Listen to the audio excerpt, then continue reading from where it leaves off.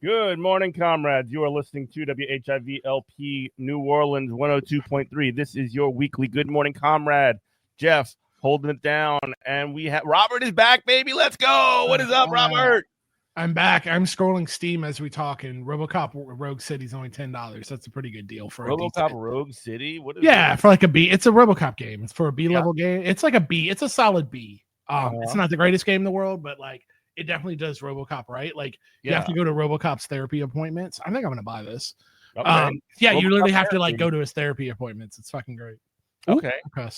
I cussed, so get that out. My bad. I haven't been on the show for so long. Like back on the radio. You can't say it on words. I know, right? I'm sorry. I haven't been on the show for so long. Man, and you missed some stuff while you were gone, man. Donald Trump has been doing crazy stuff, and you know what else happened? For the first time in 20 years, John Cena turned heel.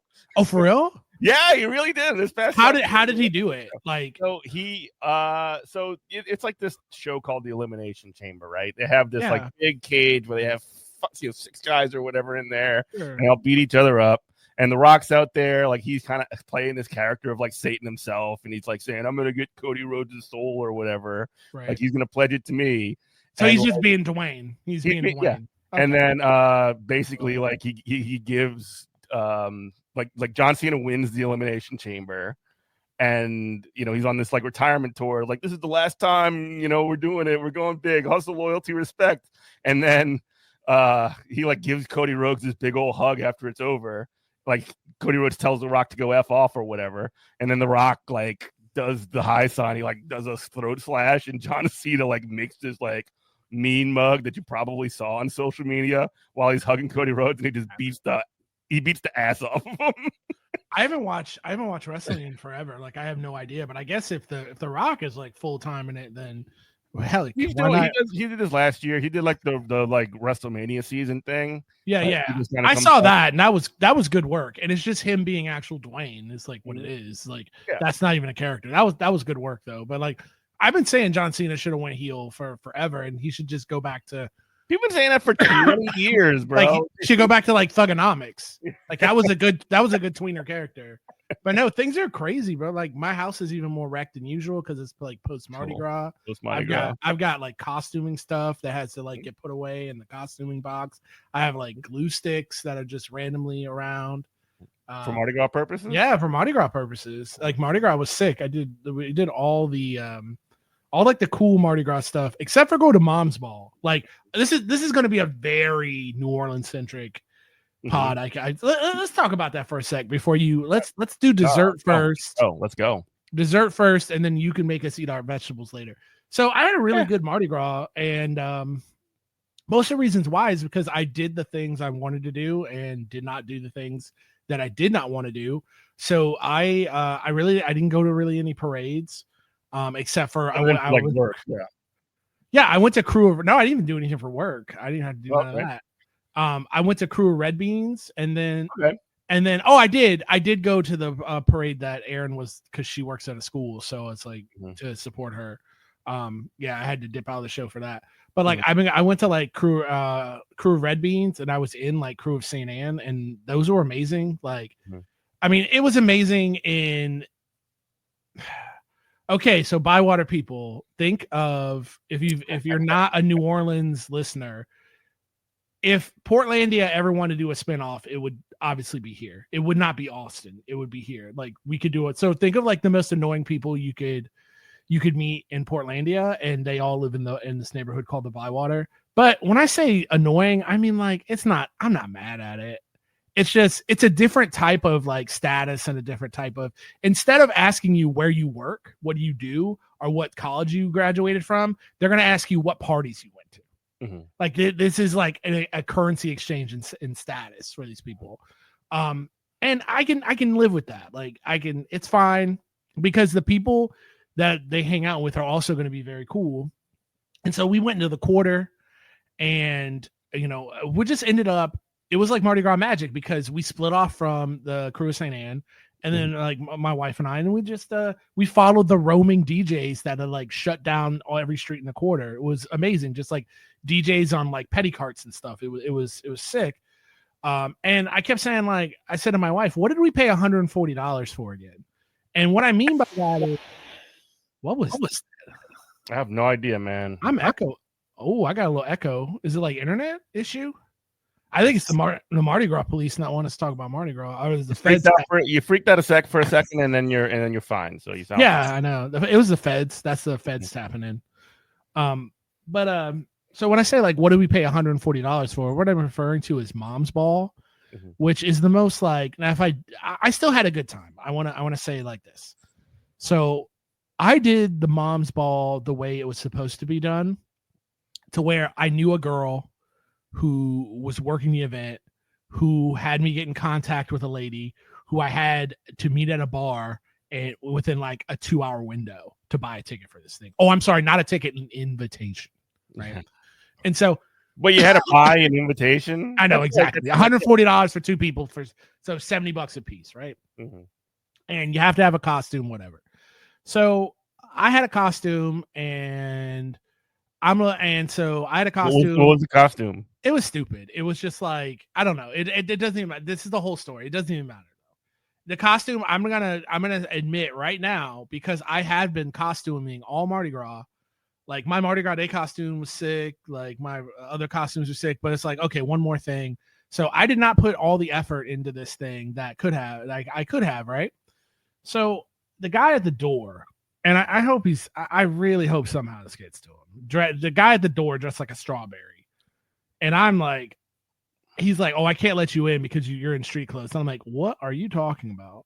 I'm like, you can be like, you didn't put enough effort in here. Hold on, strawberry. Yeah, but we're not talking about street clothes, bro. Like, whatever.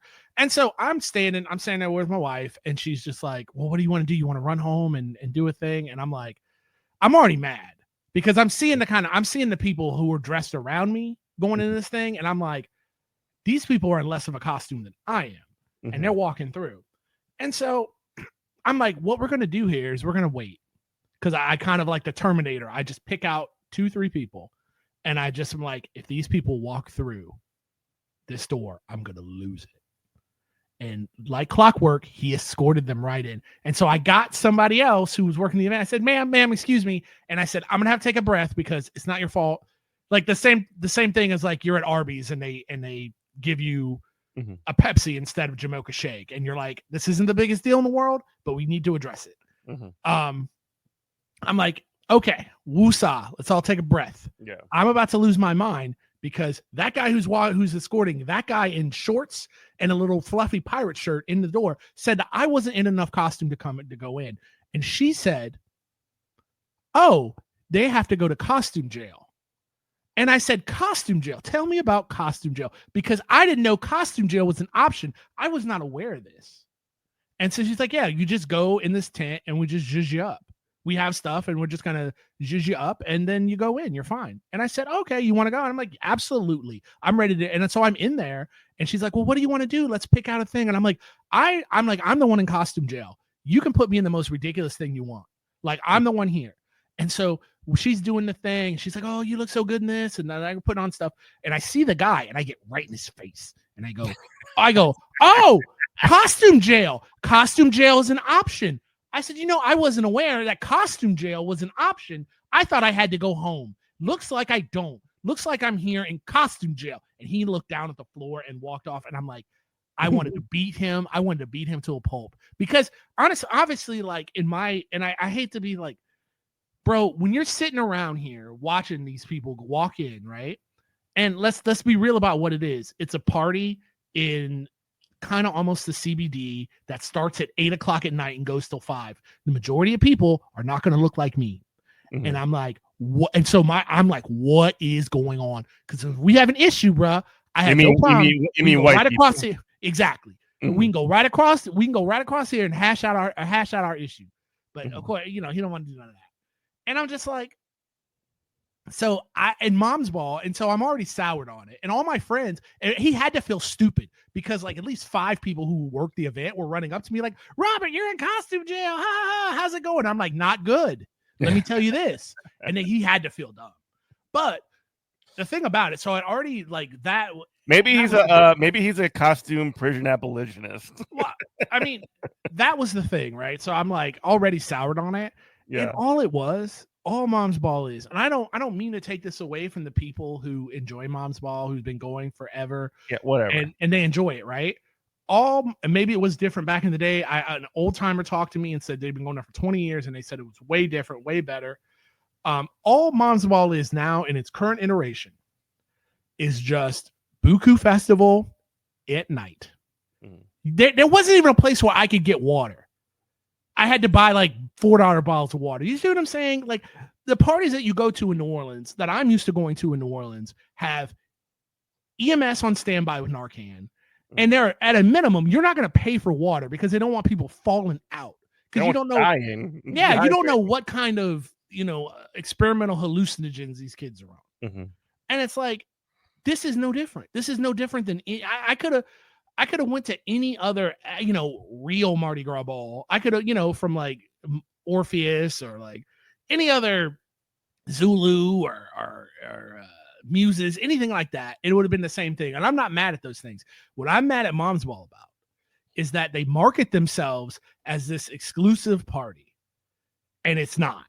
It's not exclusive. There's nothing special about it. I went to a ball. I went to Apocalypse Ball this year. Was in the backyard of a couple people's houses, and they cut off tickets at $300. That was exclusive. That was real Mardi Gras. That was fun. And again, no hate if you enjoy. I will probably go to Mom's Ball again. I'll probably go again. It'll be fine. But I will not put a lick of effort into it. And I will not be hunting down tickets. I'll be doing what everybody else does. It's buying their ticket, their exclusive ticket that there's hundreds of them for the day of the event that you can just buy off random people on Facebook Marketplace. I hate that kind of like. It goes back to if you are listening, if you listen to our earlier shows, like it goes back into like why I like Disney, because like Disney is a land of imagination, but at the end of the day, you're going. This is a corporate thing, and it's not really trying to hide it. It's not really lying to me about that. To where Mom's Ball is actively lying to me, trying to get me to believe this is something. This is just not another concert. Mm-hmm. And again, the sort of like corporate ball side of Mardi Gras, and then that is the part of it that I just generally like the least. I've never been one to go to those kinds of things. Like I'll go to the parades, I'll hang out with people, I might go to one thing here or there, but like I don't know, like I'm just like there to hang out with the riffraff. I'm there to be a part of the party that we throw for ourselves. I ain't there to go and like be in the ivory tower with the hoity-toys. You know what I mean? Yeah, like, that's the part of Mardi Gras I always messed with, and I always had like fun at. Like I would go hang out with friends and like see like the whole thing about Mardi Gras for me was always seeing friends on the parade route. Because when I go out there, I walk up, I walk down, I walk side to side. I see everything, I see everybody, and I just sort of like run in because there's so many people and there's just like so much going on. That like, I don't know, that's really good for my like ADHD sensibilities where I'm just like, wow, there's just a lot of crap that I can just be looking at and seeing and hearing and smelling. And it's just like an overload to the senses. And like, I don't know, man, like I was watching and I'm seeing people post on their Instagram and Facebooks and TikToks or whatever. I'm seeing people having fun at Mardi Gras and I'm stuck up here in Virginia and I'm just like, damn. I mean, my kind of rule of thumb was always, I'm not going to be in the quarter for Mardi Gras Day. I'm not going to be in the quarter for Mardi Gras Day. And there I was in the quarter for Mardi Gras Day. Now I wasn't on bourbon or anything gross like that. No. I was like on the Riverwalk, like down French Market. Like we went to MRB and got food and beer and like we didn't wait. And it was like, and it really changed my perspective of like, oh, Mardi Gras in the quarter is lit. Like, I mean that, and like I don't even mean just lit. I mean the vibes were correct. Like the vibes were right. Yeah, And I was like, this is the funnest Mardi Gras I've ever had. And like you go to like the Charter Street bars and stuff like that instead of freaking Bourbon Street where all the like all the tourists go. You just go to like different parts of the quarter, or like even walk down to like I don't know, man. Like even like Frenchman Street or whatever is cool, like the Marigny and all that stuff. I don't know. Yeah, that's where there's always like whenever you're just like out there and you're around, you're gonna see people. If you know anybody in city, you're gonna see them out there looking like a fool and doing cool stuff. It's just like what it is. And it's like one of those things I just kind of missed when I wasn't around this year because not working so much these days. No, I hear you. So it was pretty cool. I usually do watch just because I hate myself. I do watch the Rex Comus. Like, why? Because it is. Can you explain to these people that aren't from New Orleans what that is? It's like the biggest freak show. You listen to WHIVLP New Orleans 102.3. It's like the biggest freak show in all of New Orleans history. It's like if they advertised not Burning Man. Overlords. What's that thing, dude? What's that thing that Alex Jones snuck into back then? Bohemian Grove. If Bohemian Grove was televised. Yeah, no, like they have these two balls, the two biggest balls of the year, which is Rex, the King of Carnival, which is like what all these rich MFers have, and then they have the Mystical Crew of Comus. Do you know anything about the Mystical Crew of Comus? I'm black. What would I know about that?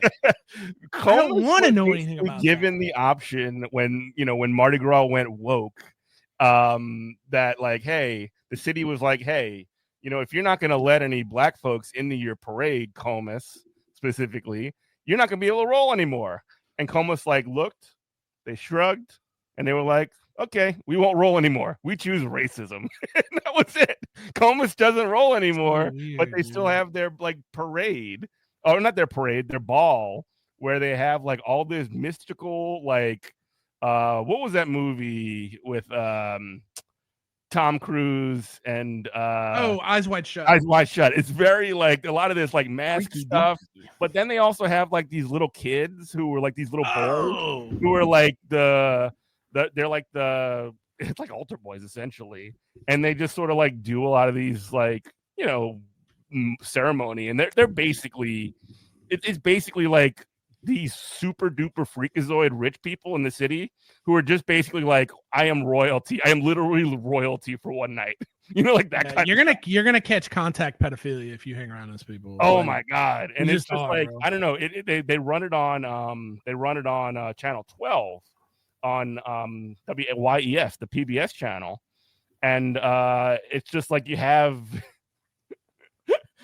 some of the like you have like live commentary and like these like people whose job it is to be like a gadfly with this kind of stuff, talking about like, oh, this, and like know about these like like these Hitler youth that are like coming through or whatever, and like these like adults or whatever that are supposed to be like taking over the city. It's crazy. Well, I mean, like the thing about Rex is that they can deny it all they want, but they have to feel some kind of way that also you don't see a lot of black people at Rex either. No, that's what I'm saying. No, that goes into exactly what I'm saying, because I've been down. I've gotten the tickets to like go to Gallier Hall and sit in the grandstands and stuff, and I've also been on the route. And they feel if you ride in Rex, they can deny it, they can cope.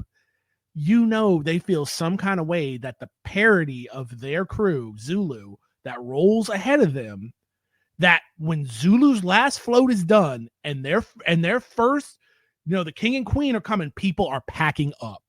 They can cope with that all they want. That has got to make them feel some type of way every year, because the only year I ever saw Rex and Rex come right after, because usually I'm way gone, but like I was at Gallier Hall, and so Zulu came through, and I said, you know what, I'm gonna watch a couple. I'm gonna see Rex for 2 minutes. And I stood there and I waited for, and people were around me were just like, well, like nothing was going on. They were like, well, time to go. Boop, boop, packing up their little coolers, popping their little chairs, folding them up. Just like Gallier Hall was empty. when that thing came through, and I was just like, wow, they feel some type of way. And Zulu's got its own problem being about the black elite in New Orleans or whatever, but like the difference is that Zulu's a fun parade, and that's not even. Go ahead, say your thing. Well, Zulu is fun and Zulu is cool, and Zulu, like, there's a lot more like to look at and see, and there's a lot honestly, there's a lot more history to Zulu than there is to Rex, and Rex is just like this, this sort of like we're just like stick up our own butt sort of. Yeah, thing. Louis Armstrong was the Zulu king, like it's fantastic. But I know what you're saying. So now this is interesting coming from the political talk show, because now we're going to get into issues that we've had before, issues that I personally got into with your friend Ben Burgess, like race versus class, and to where like Rex is all about race, where like the things that are wrong with Zulu are class. Yeah. And it has nothing to do with race, which I couldn't objectively, I don't know which one's better or worse. I can't make a call on that, but that is what it is. If you have enough money, you can ride in Zulu. Or if you know the right people, it doesn't matter if you're white, black, it doesn't matter what race you are. Everybody's going to mask up, everybody's going to blackface, and you can ride. But with Rex, that is impenetrable. It doesn't matter how much money you have. It is absolutely impenetrable. And there was even a scene in Treme, which I didn't, for HBO shows, I didn't like Treme very much. But there was the scene where the guy needed like a contract bid. And it was somebody from the city. He had to like try to, grease the wheels with the contract bid. He goes, I don't want your money. He goes, what you're going to do is if you want to do construction work in the city, you're going to ride in Zulu. And the guy was like, what? He's like, okay, I'll ride in a Mardi Gras parade. Yeah, it's going to cost you $30,000. Plus you're going to pay for all your own throws. Yeah.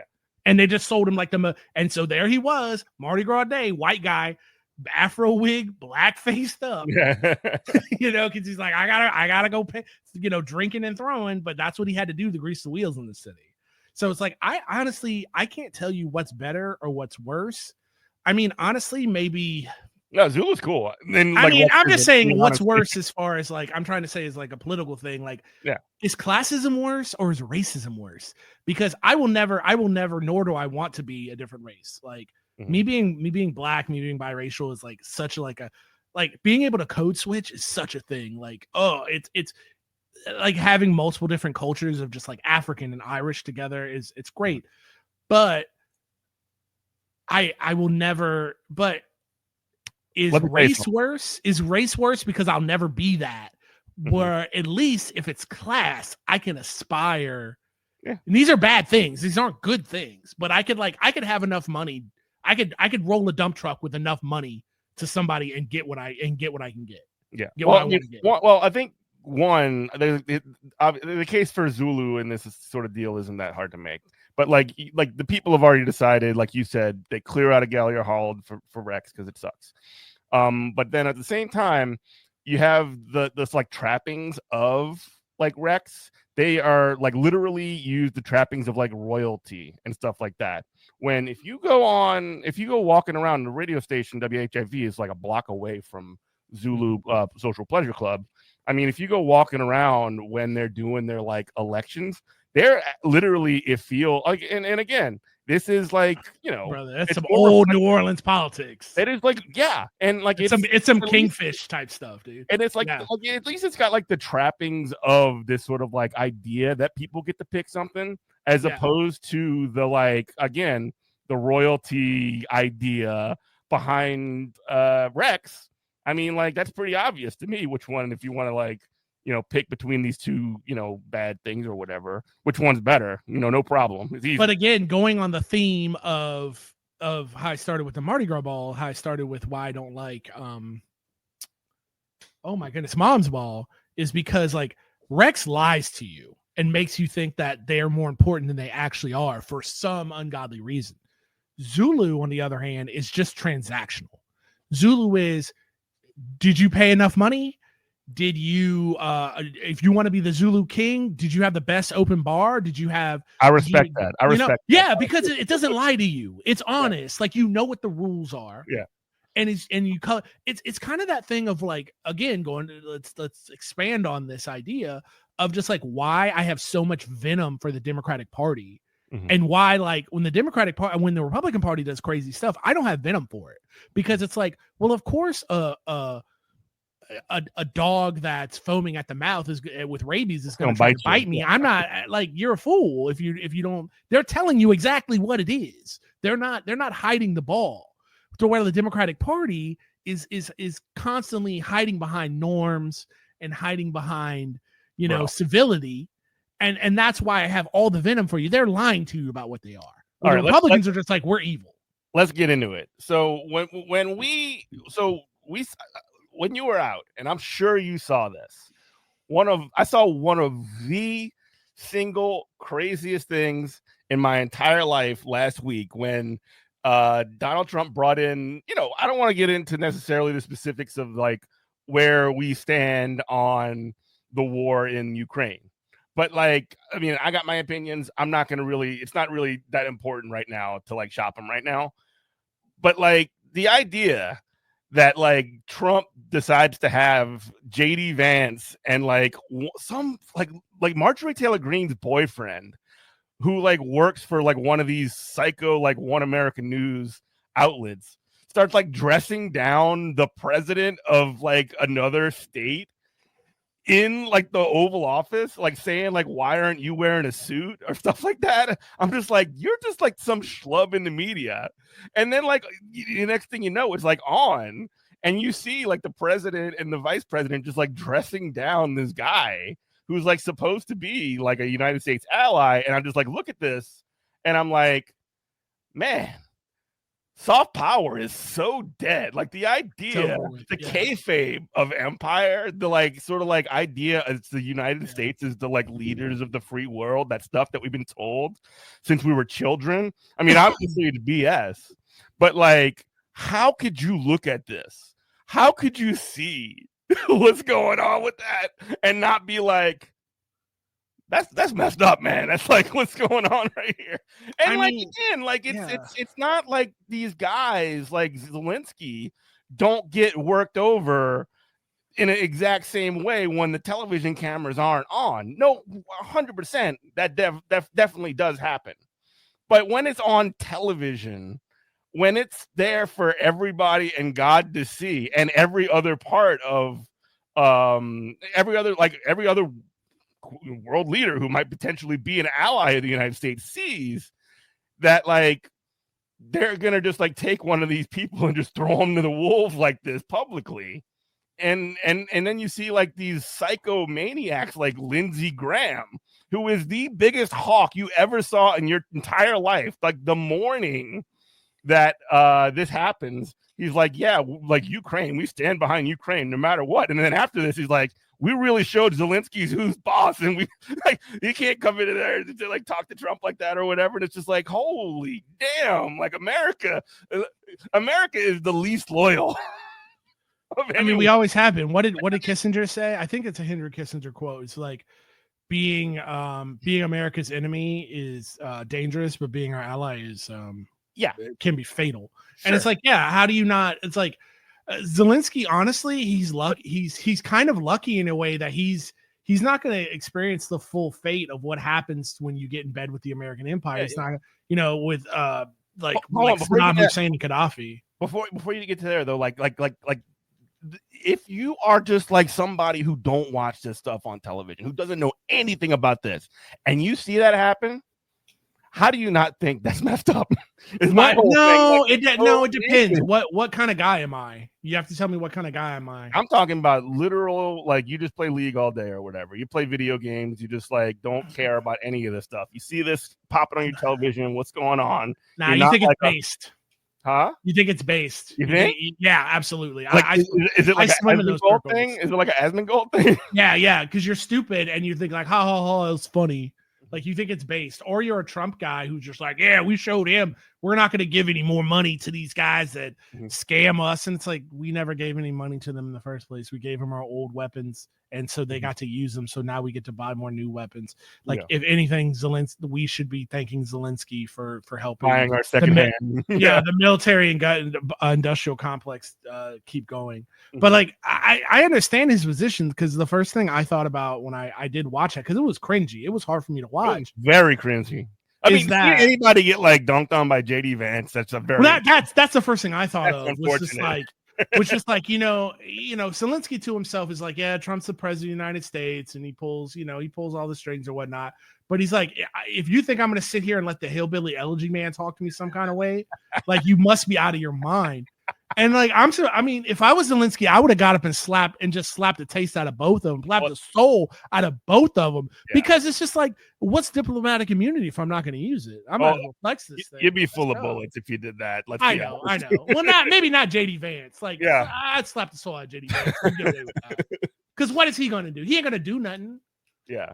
You know, and like, yeah, and even because that would have scared Trump enough, because Trump is like, whoa, he's not a tough guy. He's still shaky from getting shot. So it's like, whoa, like, that scared him.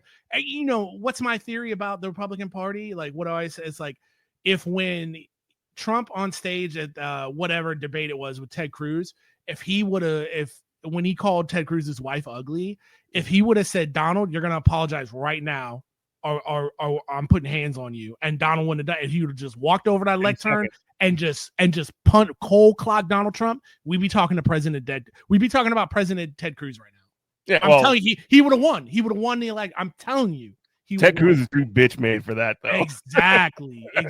And speaking of bitch made, like the Democrats, for real, bro, like, they cannot even play with this kind of stuff. Like, it is so crazy. Like, literally, you got Trump on WHW up to New Orleans 102.3 is good morning, Comrade. You got Trump like literally up there, like calling like Elizabeth Warren Pocahontas, and she's like clapping or whatever. You got like him saying the Democrats will never ever work with us in a million years, and you have one Democrat who like literally gets up. He look, I don't know much about Al Green. Apparently he's good on some stuff or whatever. Yeah, he's a lib, but yeah, he talks up. He says like, you're defunding Medicaid. You don't have a mandate to do that. Respect on that. Then, but like 2 days later, the Republicans decide they're going to do a censure vote on him for the actions that he took. 10 Democrats voted for the censure. Are you crazy, bro? Yes, 10 Democrats voted to censure their own guy for like, I don't know, man. Like, literally, if you're going to do resistance stuff, like, it is basically the Democrats are just like, no, we're not doing none of that stuff. And if you do that, we're gonna eat you. We're gonna punish you. It's, oh my god, dude. It was I was like, I did not expect the Weimar to be as bad as it was. I was gonna say, like, if you're not at this point, you don't understand that this is Weimar Germany. I don't know what to tell you. Like, you need to be looking for the X's. I know I am. I'm not kidding about that. But we need to, I'm trying to fix my computer situation here, but because we need to find these 10 that voted, and we need to be calling. I mean, calls don't do anything. I'm not a lib. I'm just saying, to make yourself feel good, we need to be calling all 10 of their offices right now and just tell them, you are an absolute piece of garbage. You are a Weimar Republic Democrat, and I hope that you get midtermed for what that's worth. Like, you know, and that's the thing. Like, so when I say this, I got the list. Oh, please go. Amy Berra, Ed Case, Jim Costa, Laura Gillen, Jim Himes, Chrissy Houlihan, Marcy Kaptur, Jared Moskowitz, Marie Gluskamp Perez, and Tom Swazi. Yeah, and you all got supercomputers in your pocket, so we're not gonna. You can Google those names and find their office numbers and call them and let them know what you think. Why you still can in Weimar Republic here. But if you don't understand when I say like America's cooked, like that's what I'm talking about. Like you need to be looking for, no one's coming. There ain't nobody to vote for. Like, what are you supposed to do? Like, are we supposed to get behind an insurgent candidate? An insurgent, we're supposed to have our own Tea Party and get behind our insurgent candidates like John Fetterman or AOC.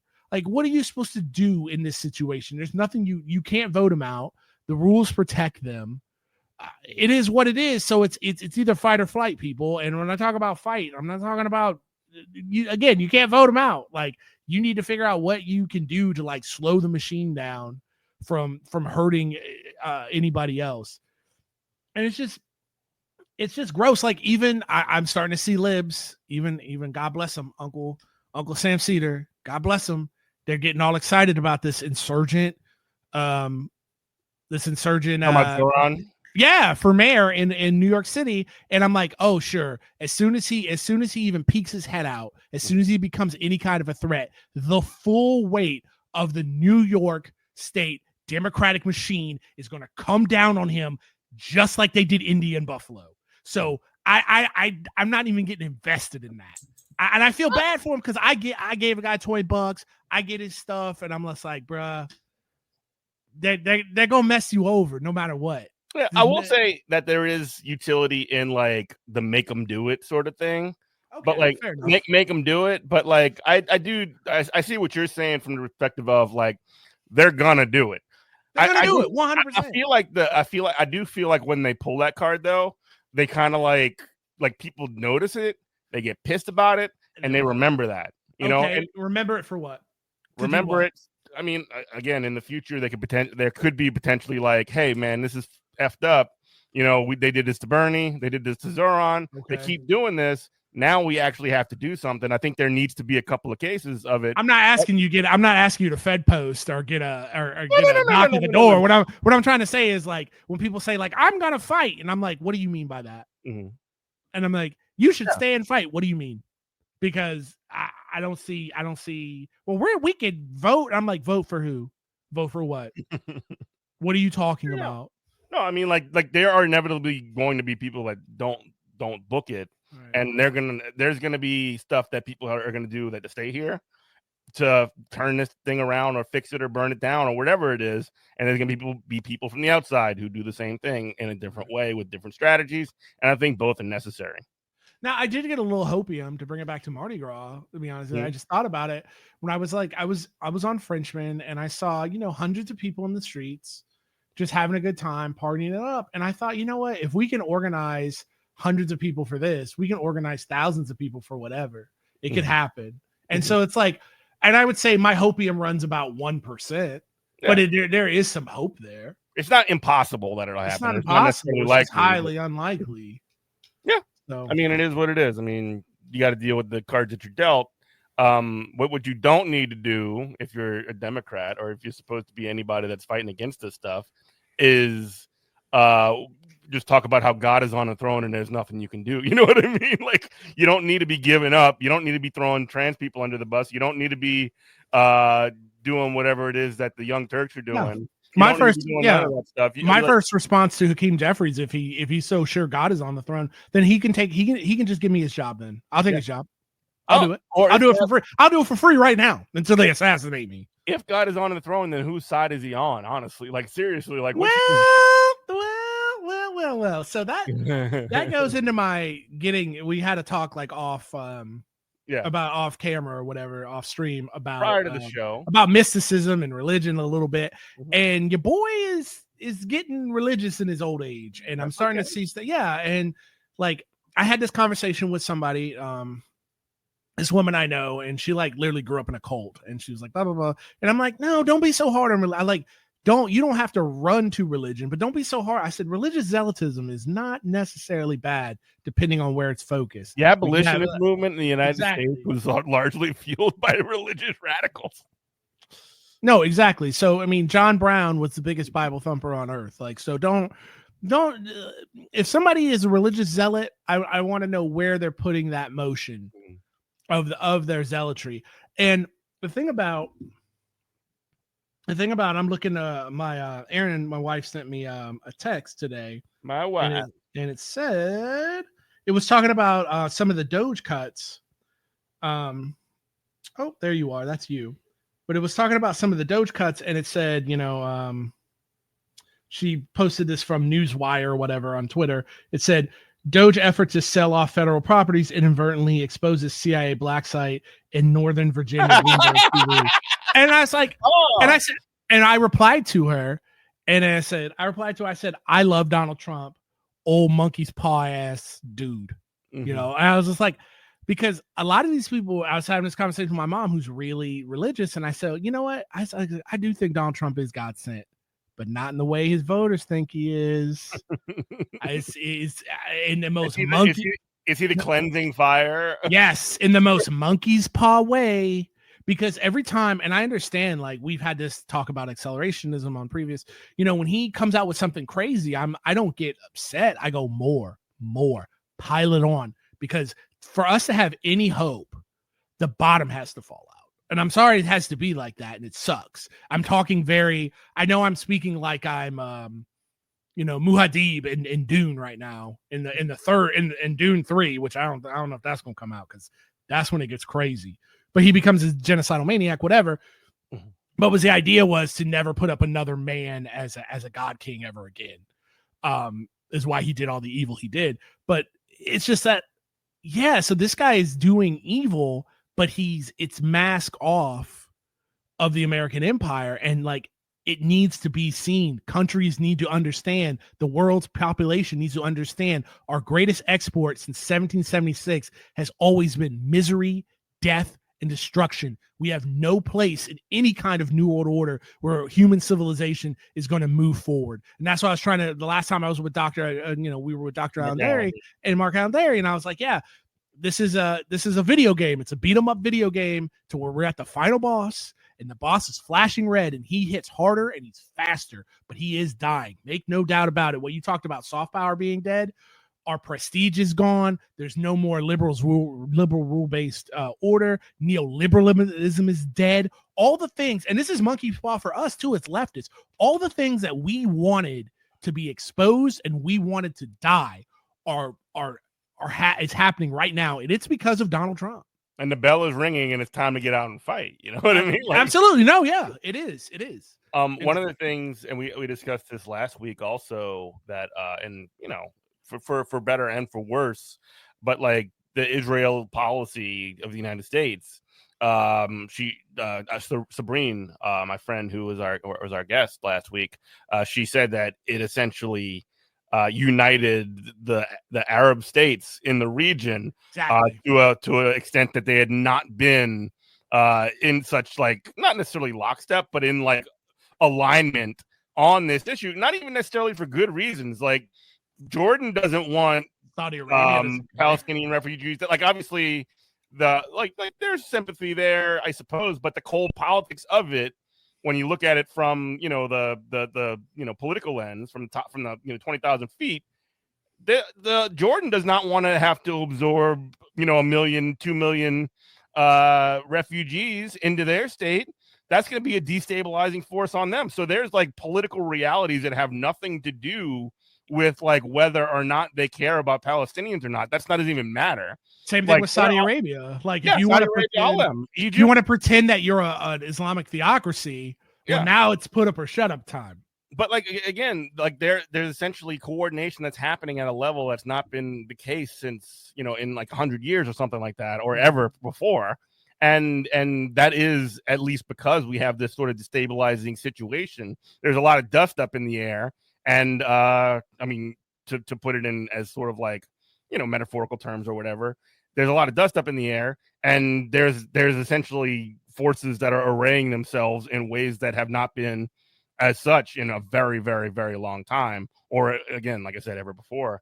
And like that provides, for better or for worse, some opportunities to create, resistance. There's new avenues for pushing the ball forward, on making things better. It's just that right in this moment, as these things are happening, it's just, we got to deal with them as they are. And again, I say this, you say this again. If people want to say that I sound like callous in the way that this is, I didn't want this to necessarily happen. That's what I was going to say. I have no control over it. Take place. I wanted the last train, the train off of here with Bernie Sanders.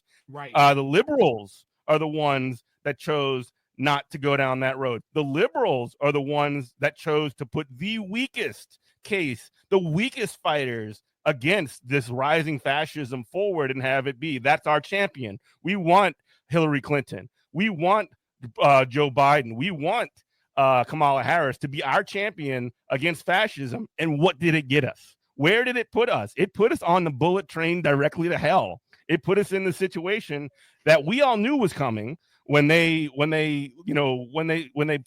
stepped on the gears, or threw a monkey wrench in the machinery. Right. and they're getting what they brought. They're trying to blame it on everybody but themselves. And what are they doing? What are liberals doing in this moment when the chips are as down as they could possibly be, when it is time to actually step up and do something, to stand 10 toes down and start throwing fists? What are they doing?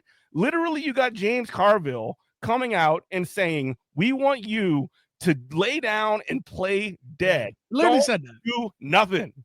Get Literally up there and let them beat themselves. Do you think that fascism is going to just defeat itself? Do you think that like Donald Trump and whatever this movement is not just going to be like, oh, look, there's a bunch of space in the that these guys are giving us, we better not take it up? No, they're going to go in there, they're going to charge, and they're going to hit up everything they can. And then also at the same time, and this is again why you can never trust liberals, you saw just today there was another like a series of Democrats who voted to essentially roll back a Biden rule on cryptocurrencies and like all these crypto scams and just like break these things off. So they know that they're in this position to cash in as well. The centrists and the Democrats and these liberals have decided that, hey, we don't want to mess up the bag either. This is our chance too, you know? No, absolutely. And two things like that popped in my head while you were saying that. It's like, the first thing is, I don't, as a leftist, and I invite all other leftists to take this position to where I've the energy that I'm bringing forward, you know, in now into the future is open arms and hard lines. So anybody who's like, yeah, that was messed up, I was wrong, like, yeah, come on over, like, let's do it. But I have to have hard lines. I am done debating politics, geopolitical positions, domestic policy positions, again, with my parents, anyone. Our position, and I know it's like only a Sith thinks in absolutes, but we just have to look at reality, reject reality. My political position, that bull crap of, oh, you'll get more conservative as you get older. No, I'll just get more correct as I get older. Yeah. My political position has been proven right by objective reality. You need to sit down and over again. You don't know what you're talking about. You need to sit down. You could just look out the window and see that I'm right. Over and over and over again, like you said. No, and so I'm done talking about that. And again, just sort of like, and I'm getting fired up again, like even when like a liberal like Al Green will step up and like say, hey, don't cut the Medicaid, which, yeah, don't cut the Medicaid. That's like one of the few parts of social democracy that still exists in this country. You have literally, and this is, this makes me mad, but it shouldn't, but I should know better. But you have on CNN, literally Obama's mouthpiece, David Axelrod, comes out and you look, you can say a lot of people are associated close to Obama. This guy was like the top Obama, like, he was guy.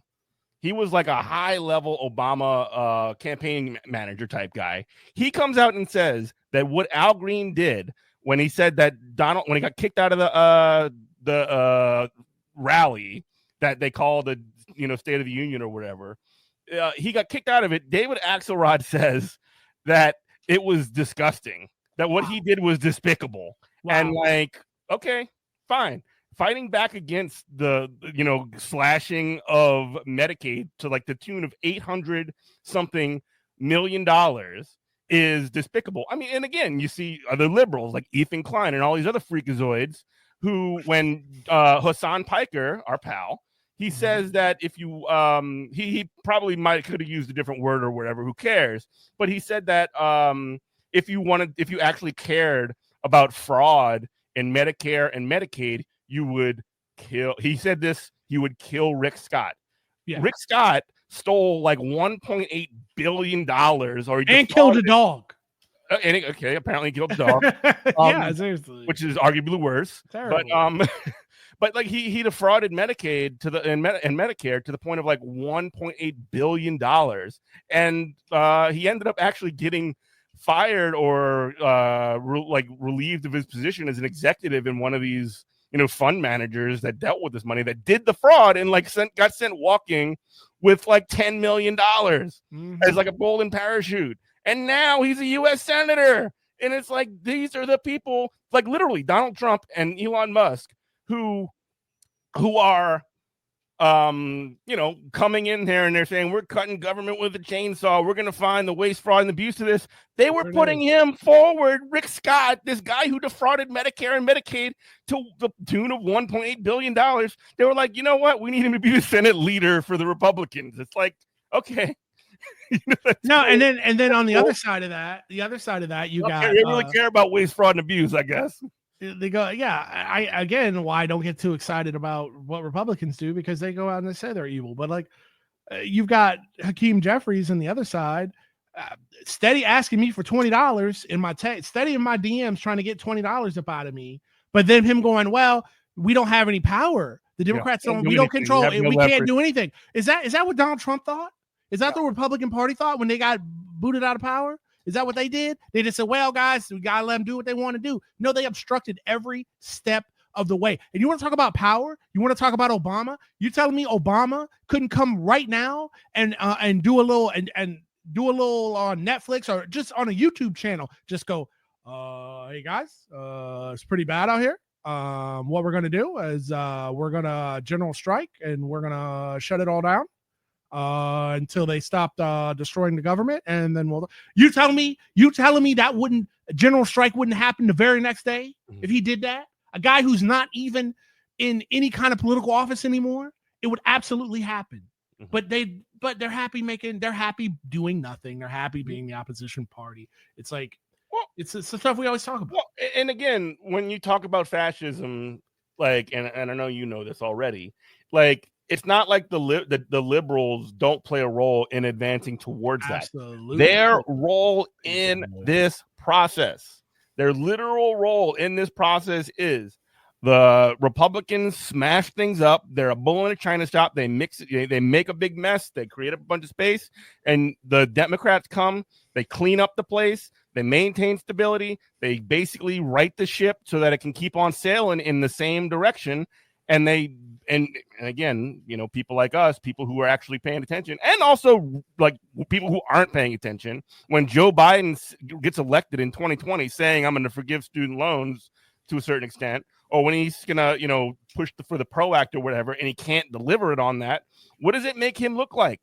It makes him look like a loser. It makes him look like a liar. It makes him look like somebody who's not interested in advancing the interests of working people. And they're right. They're right. So like, they come to the correct assessment that these people don't represent us. They don't represent working people, so they can F off. We'll vote for Donald Trump. That's way cooler anyway. He's got a chainsaw or whatever. He's doing crazy stuff. He's saying crazy things, and he's dunking on his haters. Like, come on, man. It's not that complicated. The one thing I can say for the younger generation is that they don't have a third way Clinton or an Obama to like kind of hold on to with like this nostalgia. And so they're kind of operating from like, oh, this is what it actually is. Like the Democrats are bad. They've always been bad. They don't have a positive idea of the Democratic Party, which they shouldn't have at all, which nobody should have a positive idea of any political party, because it should just be transactional. Like any other business transaction. You give me, I give you vote. Yeah, that's how it should be anyway. But I think that's a hope. But again, I don't know, besides just actually shutting the society down, what I don't know where to tell those people to go. We might be too close to the iceberg. The iceberg is dead ahead. Yeah, and there's no way to turn the ship like fast enough to escape the whole situation. Because I can't ask the youth, oh, you should run for office. Why? So you can be OC. Oh, you should vote for so and so. Why? So you can get a John Fetterman. Like, no, I can't ask them to do that. I will say there's a significant difference between AFC and John Fetterman, but I will also say at the same time that you can expect more from someone like AOC, because you can, but she got when she stood up there and sold her soul. And I don't hate her. I would sit down like if she was like, oh, come meet AOC at a thing, I would get a picture with her, like the whole bit. But when she stood up there at the DNC and sold her soul and told that lie about Kamala Harris and Joe Biden are endlessly working for a ceasefire, and then she got what she deserved when they bypassed her. So a dude with 50 different types of cancer who's 1 million years old And I was like, you got what you deserved 100%. You laid down with dogs and you got fleas. Yeah, I feel a little bit differently about it, but like I definitely understand like why. But she needed that. But she could come out better because she needed to understand. Now, hopefully, if I'm going to say a glass half full, hopefully she understands she has no future there. Yeah. Like there's no her future at best is to be another Bernie Sanders, which isn't a bad thing to be. Yeah, and honestly, like if there's nothing else that could be taken away from this, and maybe that's a lesson that somebody like her had to learn the hard way. Right. That's what I'm getting at. But like there ain't no playing nice with these people. There ain't no playing nice with these people because they will undercut you the first chance they get. They will cut you off at the knees, at the ankles, at the hamstrings, at the Achilles tendon, and cut off your toes the first chance they get. They don't care. They're not there for you. You ain't one of them, and you never will be. And sometimes you got to learn those kind of things the hard way. I've had to learn lessons the hard way in my life. Same here at jobs. Yeah, think about it. Like, yeah, maybe I am being too hard on her because job. But I also don't think it's wrong. Right. I don't think it's wrong to expect more. To say, hey, you should have seen this coming. You know what I mean? Like I don't think it's unreasonable or mean or whatever to be like, hey, stupid, that was obvious. You know what I mean? Like, come on, we need to do better. Like, I don't know. I'm sort of like sometimes on, because I think at the end of the day, Fetterman is on the demon side and AOC is on like the side. No, you're right, 100%. And like even amongst our side, amongst the people that actually want to fix the world to make it better, that have an analysis, something of a class analysis or whatever. Sometimes you got to play rough on the same side. You know what I mean? Yeah. Sometimes you got to knock your allies upside the head and be like, what the hell are you doing? You know what I mean? Like, I don't think that's wrong. I don't think that's inappropriate. I think that that's necessary to a certain extent. There needs to be some kind of tension, some kind of, not antagonism necessarily, but there needs to be some accountability that takes place on the same side. It can't just, but there always needs to be a path to make things better. One of the problems with how AOC with DSA rather handled the Bowman situation with Jamal Bowman was that there was no chance for him to ever make it better. Like there was essentially like hey, you went on this thing, you voted that way, you're bad forever, and you can never make it better. When he proved, in the Gaza situation to be one of the very few voices in Congress that were actually pushing against the genocide. It didn't count for very much. It didn't do very much, but he was one of them. He was one of the few. And if you just burn those off, that doesn't put you in any better of a situation than you were before. I don't know. Yeah, I mean, I'm not about purity testing for sure. Yeah. Like I can overlook a lot of things. And, when I say maybe, like you said, like maybe this had to happen to her. And I have now that we're sitting here and talk about it, like my position hasn't changed, but I can have more empathy because I think of all the bad jobs. I was a cop. I was a Marine Corps. I was in the Marines. You think you're going to go to a place and you're going to be like, I'm going to fix it. And everybody sees how well I'm good intentions. Yeah. And like, they're like, oh no, baby, that's never what this has been about. Yeah. And you figure it out and you're like, oh, because you're like, it can't be that bad. They couldn't do you like that bad. Like, no, they do. They really, so it's like, yeah, so I can have a lot more empathy than I think I'm leading on here. Yeah. Well, we got to get out of here, but Robert, what you want to say on the way out? We got 10 seconds. Path of Exile 2 is still great. I don't care what any of the haters say. And have you played Avowed yet? No. I'm still I'm chilling. I'm actually one of those old gamers. I'm going back to playing old games. Yeah. I'm playing Elder Scrolls Online. I heard it was woke, so I figured I had to play it. Anyway. That's good. We got to jump. This is WHIVLP New Orleans 102.3. This is Good Morning Comrade. Thanks so much for listening. We love you. Bye-bye. Bye.